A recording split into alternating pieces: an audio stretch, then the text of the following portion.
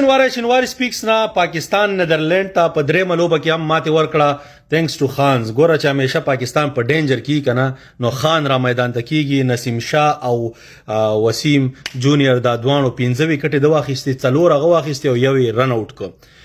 او د پاکستان بابر اعظم خو همیشه سترونګ سالډ 91 وکړه. پاکستان خپل ټیم ته مثلا بنچ ته چانس ورکړ خو هغه سي پرفورمنس چې څنګه تمه تینې کېده وای نه کړه.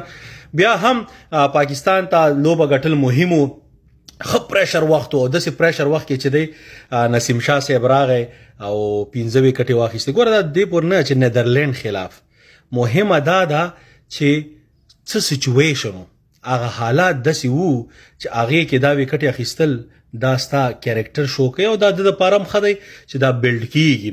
ورسره محمد وسیم جونیئر ګوره مونږ خو همیشه د طرفدار یو. هغه نړیوال جام کې مونږ ویلو چې حسن علي په ځای چې دی 2 میچه مخکې لوبولی و ځکه دا بالینګ آلراونډر دی. دا همیشه تا ته خپل بالینګ 4 اوره 10 اوره وباسي. دې ځل ته 14 رنزې ورکړې 4 وکټې واخیستې.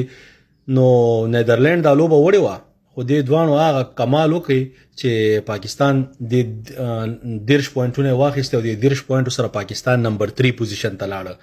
د ODI سپر لیگ رینکینګ کې نمبر 1 انګلند دی، نمبر 2 بنگلاديش، نمبر 3 پاکستان دی، نمبر 4 زما په خیال نیوزیلند، نمبر 5 هندوستان دی، نمبر 6 افغانستان دی. نو مطلب افغانستان لوبي دومره نه دی بایللی مګر دومره لوبي کړي نه دي. زمونږ چې چا سره لوبي دي بعضې مونږه کینسل کړي، بعضې را باندې هندوستان کینسل کړي. نو د هغې د وجې زموږ سلسله سې ده چې مونږ باید لوبي وکړو. که لوبي ونه کړو د ODI سپر لیګ حصه بیا باید موږ هغه کوالیفایر ته لاړ سو. نو دا دې پورې ده هیله چې افغانستان کرکټ بورډ چې چا سره پاکستان سره کومې لوبې کینسل شوي هغه وشي، ویل کېږي خو چې وشي همداسې نورو ټیمونو سره چې زموږ پاتې هغه وشي چې هغې کې موږ هر څونه لوبې ګټو هغه زموږ دپاره فایده کوي.